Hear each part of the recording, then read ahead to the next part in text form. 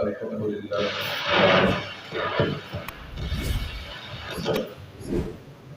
الأنبياء والمرسلين وعلى آله وأصحابه وعلى كل من تبعهم بإحسان إلى يوم الدين. أما بعد، أعوذ بالله من الشيطان الرجيم. بسم الله الرحمن الرحيم. قوا أنفسكم وأهليكم نارا صدق الله مولانا العظيم.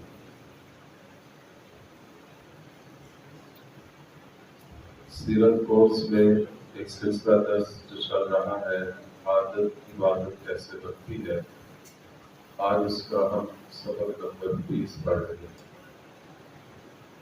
اس کا عنوان ہے اولاد کے حقوق۔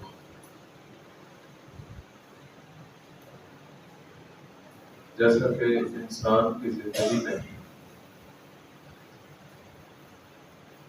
یہ مرحلہ آتا ہے کہ جب اللہ تعالیٰ اس کو اولاد عطا فرماتے ہیں تو وہ چاہتا ہے کہ میری اولاد ایک اچھا انسان بن کر معاشرے میں زندگی گزارے۔ اس کے لیے وہ اپنے طور پر ان کی تربیت کرتا ہے اور ان کو بہتر انسان بنانے کی کوشش کرتا ہے۔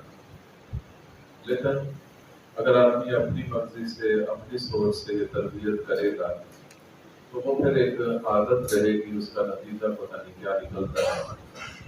ہمارے دین اسلام نے ہمیں اس معاملے میں بھی بہت ساری ہدایات دی ہیں کہ اولاد کی تربیت کیسے کریں۔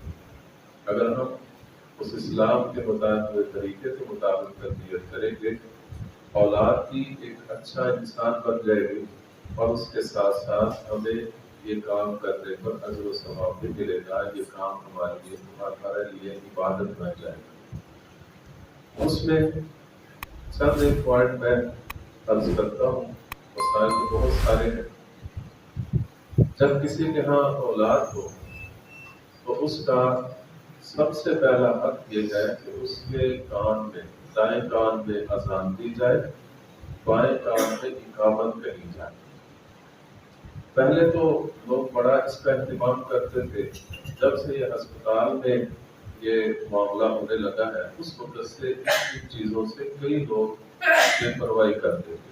کافی عرصہ گزر جاتا ہے، شروع میں ڈاکٹر ہی ان کو نہیں چھوڑتے، کبھی یہ چیز لاؤ کبھی یہ چیز لاؤ، اذان اور اقامت لیٹ ہو جاتی ہے اور بعض اوقات تو بچے کو تقریباً مہینے 2 مہینے بعد اس کے والدین کو یاد آتا ہے کہ ابھی تو اس کے کان میں اذان ہی نہیں۔ حالانکہ یہ اس کا حق بنتا ہے کہ پیدا ہوتے ہی سب سے پہلا کام یہ ہے۔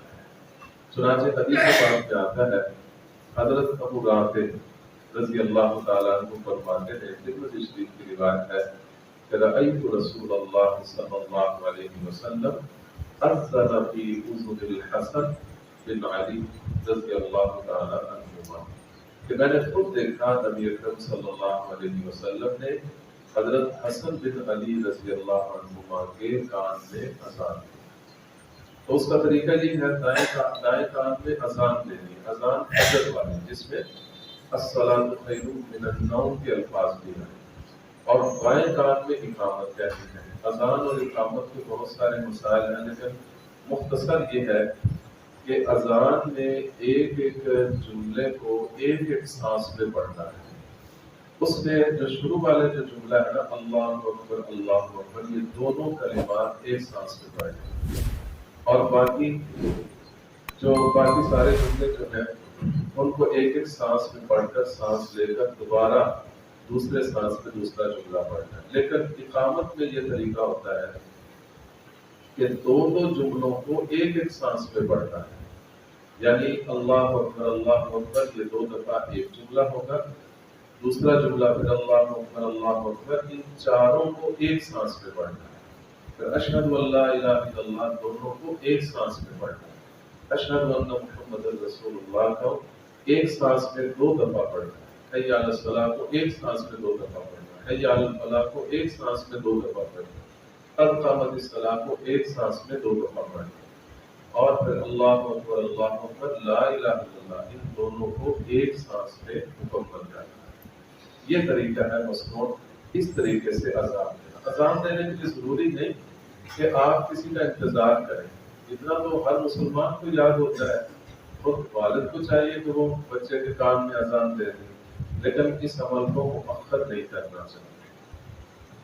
اور اس کا ایک فائدہ حدیث پاک میں آتا ہے کہ اس بچے کے پیدا ہوتے ہی اس کے کان میں اذان اور اقامت کہہ دی جائے، وہ ام الصبیان کی بیماری سے محفوظ رہ جاتا ہے۔ ام الصبیان کہتے ہیں وہ بیماری جو بچے کو صرف جلد رہ جاتی، اندر سے گوشت سارا کھاتا جاتا ہے، اور بالکل سوکڑے کی بیماری جسے کہتے ہیں وہ اس کو لگ جاتی ہے۔ اس سے محفوظ رہنے کے لیے اس کو پیدا ہوتے ہی یہ اذان اس کے کان میں دے دینی چاہیے۔ اسی طرح دوسرا یہ ہے کہ اس کی تحقیق کی جائے۔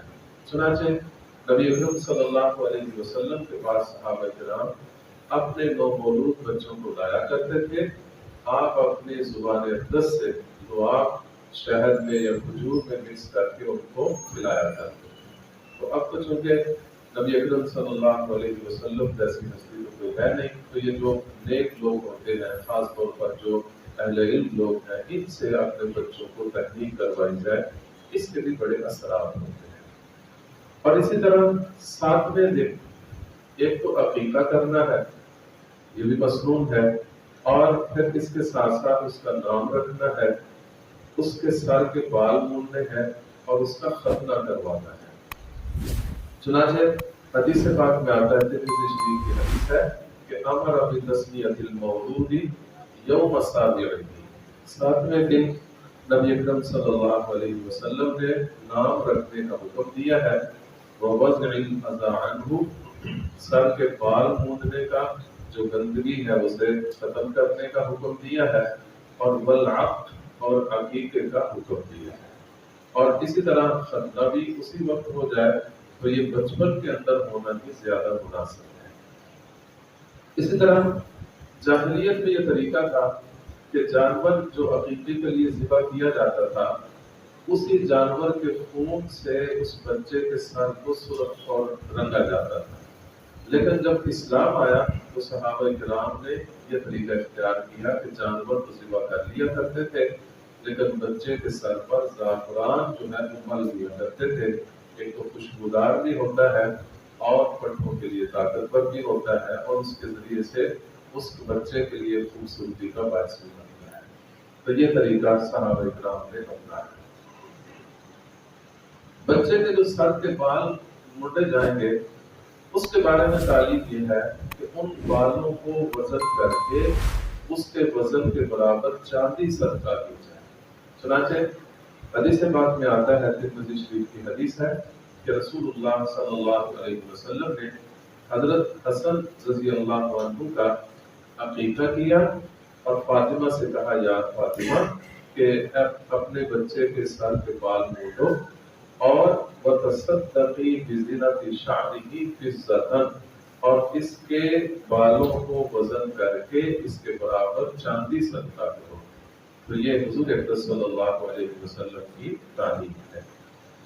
اسی طرح جب بچہ بولنے لگے تو چونکہ وہ مختلف الفاظ بولنے کی کوشش کرتا ہے، تو شریعت نے، ہمارے پیارے آقا حضور اکرم صلی اللہ علیہ وسلم نے ہمیں یہ تعلیم دی ہے کہ افتحوا علی صبیانکم اول کلمۃ لا الہ الا اللہ، کہ تم اپنے بچوں کی زبان پر سب سے پہلے جو کلمہ بلواؤ، جو جاری کرو، تو وہ لا الہ الا اللہ ہونا چاہیے۔ تو یہ کیسے ہوگا؟ ماں باپ اس کی کوشش کریں، جب بچہ بولنے لگے اس کے پاس کلمہ پڑھتے رہے تو اس کی زبان پہ جاری ہو جاتا ہے۔ اور ایک حدیث پاک میں آتا ہے جس کا مفہوم ہے کہ جس کی زبان پر سب سے پہلا کلمہ لا الہ الا اللہ ہوا اور آخری کلمہ لا الہ الا اللہ ہوا، وہ سیدھا جنت میں داخل ہو جائے۔ کتنے بڑے سعادت کی بات ہے۔ یہ بچوں کو کیونکہ اس وقت تو پتہ نہیں ہوتا کہ ہم نے کون سی بات بولنی ہے، کون سی نہیں بولنی۔ یہ ماں باپ پر بچوں کا یہ حق ہے کہ ان کی زبان پر کلمہ طیبہ جاری کرنا۔ اسی طرح بچپن سے ہی بچوں کو اچھی اچھی باتوں کا عادی بنانا۔ حضرت ابو سلمہ رضی اللہ عنہ کا بیٹا، جو ہے وہ جن کا نام عمر بن ابی سلمہ، وہ نبی اکرم صلی اللہ علیہ وسلم کی تربیت میں تھے، کیونکہ ان کی والدہ ام سلمہ رضی اللہ عنہا نبی اکرم صلی اللہ علیہ وسلم کی زوجہ بن گئی تھی، تو ان کے جو چھوٹے بچے تھے وہ نبی اکرم صلی اللہ علیہ وسلم کی تربیت میں تھے۔ تو آپ نے ایک دفعہ دیکھا کہ عمر بن ابی سلمہ کھانا کھاتے ہوئے ہاتھ گھما رہا ہے، کبھی پلیٹ کے اس طرف کبھی اس طرف، اس کا چاروں طرف ہاتھ گھوم رہا ہے۔ تو آپ نے اس کو فرمایا کہ یا عمر سم اللہ، سب سے پہلے تو اللہ کا نام لو، یعنی بسم اللہ پڑھو، اور پھر وکل، اور پھر تم کھاؤ بیمینک، اپنے دائیں ہاتھ سے، بایاں ہاتھ استعمال نہ کرو، وکل مما یلی، اور جو آپ کے سامنے کھانا ہے وہ کھاؤ، دوسروں کے آگے سے اٹھا کر نہ۔ اب یہ چھوٹا سا بچہ ہے اور اس کو نبی اکرم صلی اللہ علیہ وسلم تعلیم دے رہے ہیں، اس لیے بچوں کو بچپن میں ہی اچھی اچھی باتیں سکھا دی جائے تاکہ وہ بڑے ہو کر ان چیزوں کا اہتمام کریں اور ایک اچھے انسان بن جائیں۔ پھر اسی طرح یہ بھی تعلیم ہے کہ 7 سال کا اگر بچہ ہو جائے تو اس کو جو ہے نماز کا حکم دینا شروع کر دیں، نماز پڑھو۔ 3 سال تک مارنا نہیں، 7 8 9 جو ہے یہ سال تک تو نہیں مارتے، لیکن جب 10 سال کا ہو جائے اور پھر وہ نماز نہیں پڑھتا تو پھر اس کی پٹائی کرو، اس کو نماز چھوڑنے پر چھوڑو نہ بلکہ اس کو مارو۔ یہ حضور اکرم صلی اللہ علیہ وسلم کا فرمان ہے کہ تم اپنے بچوں کو کہ مرو اولادکم بالصلاۃ، اپنے بچوں کو نماز کا حکم دیتے رہو، وہم ابناء 7 سنین، جب کہ وہ 7 سال کے ہوں، اور وضربوہم علیہا وہم ابناء 10 سنین، اور جب وہ 10 سال کے ہو جائے تو پھر ان کی پٹائی کرو۔ اسی طرح بچوں کے بارے میں یہ بھی تعلیم ہے کہ بچہ جب 10 سال کی عمر کا ہو جائے تو پھر بچوں کو اکٹھا نہ سلائیں بلکہ ان کے بستر الگ کریں، چاہے وہ بھائی بھائی ہی کیوں نہیں، یا 2 بہنیں ہی کیوں نہ ہوں، یا بھائی بہن ہی کیوں نہ ہوں، ان کے پھر بستر اکٹھے نہیں ہونے چاہیے، ان کے بستر الگ الگ کر دینا چاہیے۔ یہ بھی حضور اکرم صلی اللہ علیہ وسلم کا فرمان ہے کہ فرقوا بینہم بالمضاجع، جب وہ 10 سال کے ہو جائے تو پھر ان کے بستروں کو الگ الگ کریں۔ اسی طرح بچہ جب سمجھدار ہو گیا ہے تو اس کو اب جو عقائد حقہ ہے، جو بالکل حق پر مبنی عقیدہ ہے، وہ اس کو سکھایا جائے۔ جیسے کہ پہلے تو بڑا اچھا طریقہ تھا ہمارے بچپن میں، تعلیم الاسلام بچوں کو پڑھایا جاتا ہے، جس میں بنیادی عقائد جو ہیں وہ بالکل واضح طور پر بچوں کو سمجھ آ جاتا ہے۔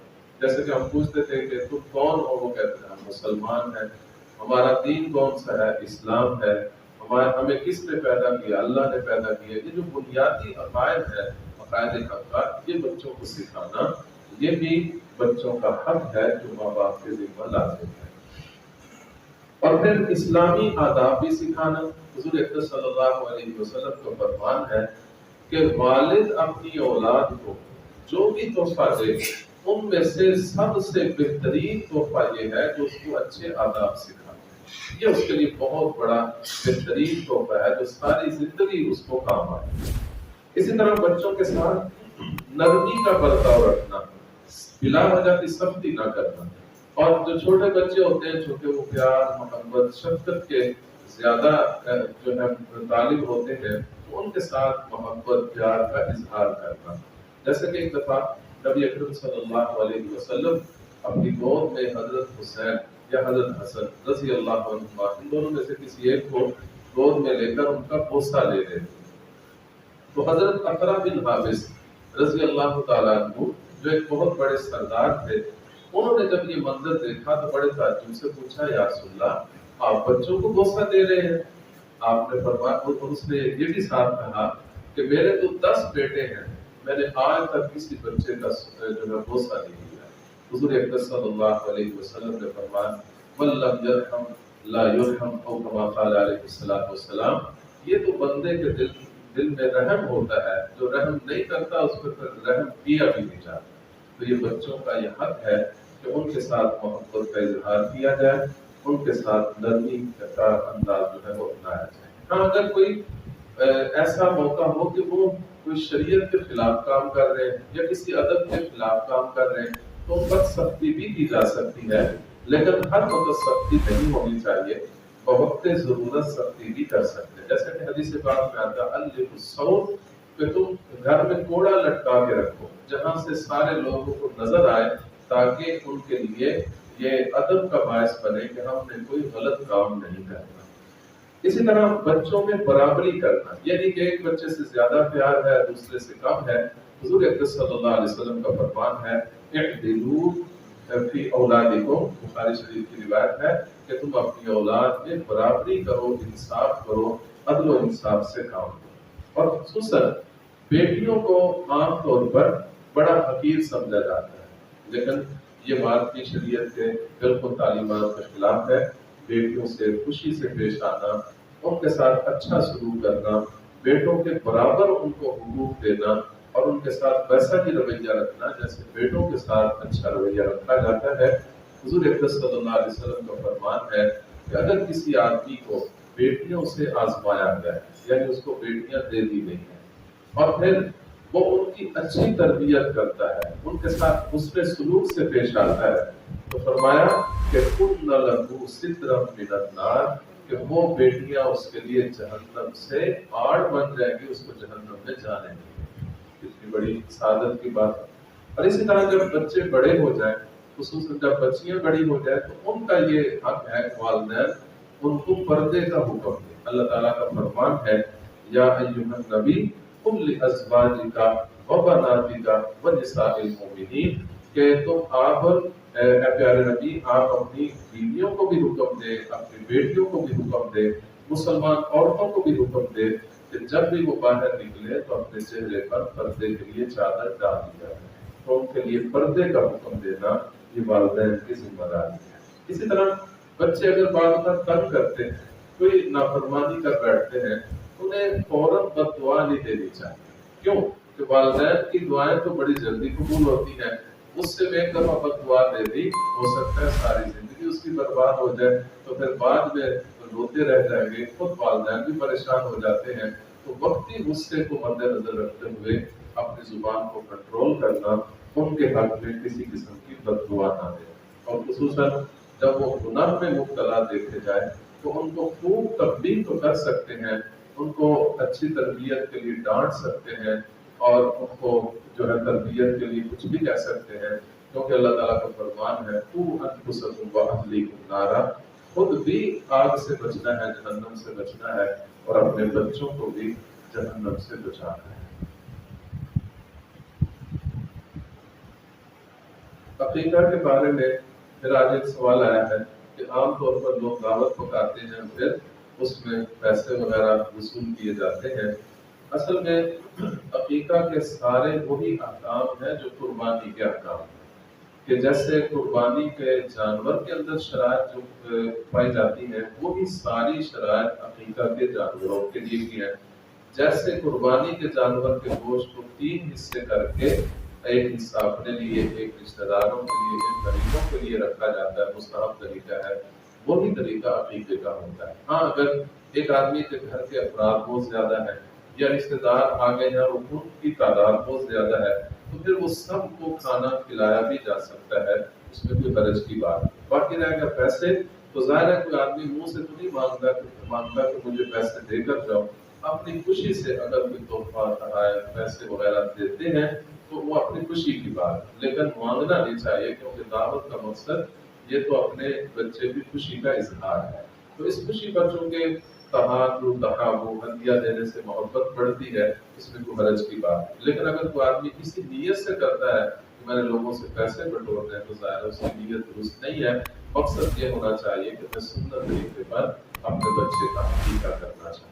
اللہ تعالیٰ مجھے دین کی سمجھ میں